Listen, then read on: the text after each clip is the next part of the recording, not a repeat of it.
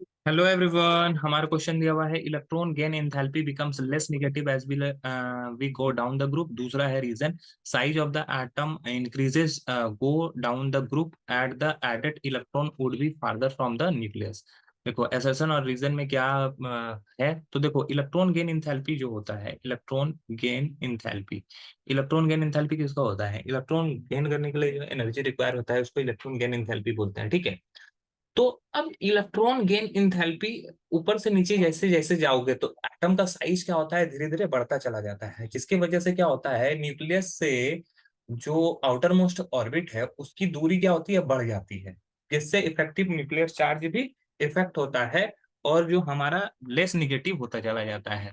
Electron gain enthalpy ऊपर से नीचे जाने पर लेस निगेटिव होते चला जाता है, ठीक है, लेस निगेटिव।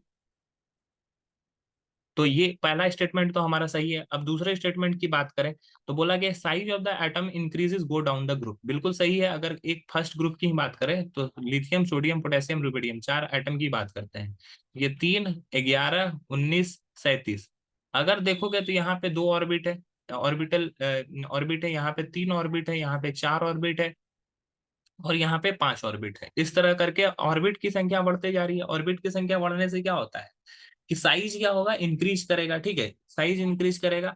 बोल रहा है कि down the group and the added electron would be farther from the nucleus, और जो इलेक्ट्रॉन ऐड होगा, मान लो यहाँ पे एक इलेक्ट्रॉन ऐड हो रहा है तो ये सेकंड ऑर्बिट में होगा। यहाँ पे जो इलेक्ट्रॉन ऐड होगा वो थर्ड ऑर्बिट में होगा। यहाँ पे जो इलेक्ट्रॉन ऐड होगा वो फोर्थ ऑर्बिट में होगा। यहाँ पे जो इलेक्ट्रॉन ऐड होगा वो फिफ्थ ऑर्बिट में होगा। तो वो न्यूक्लियस से क्या होगा, हमेशा क्या होगा, धीरे धीरे दूर होता ही चला जाएगा। मतलब कि सेकंड ऑर्बिट में, पहला लिथियम में सेकंड ऑर्बिट में था, पोटेशियम सोडियम में थर्ड ऑर्बिट में गया, तो कहीं ना कहीं न्यूक्लियस से ये क्या हो गया, दूर होता चला जाता है, ठीक है। तो ये जो हमारे रीजन दिया हुआ है वो भी स्टेटमेंट सही है, मतलब कि एसर्शन भी हमारा सही है और रीजन भी सही है, और रीजन जो है सही एक्सप्लेनेशन भी है हमारे, तो ऑप्शन बी हमारा राइट हो जाएगा, अन्य ऑप्शन जो हो जाएगा वो गलत हो जाएगा। आई होप ये क्वेश्चन आपको समझ में आ गया होगा। That's all, thank you.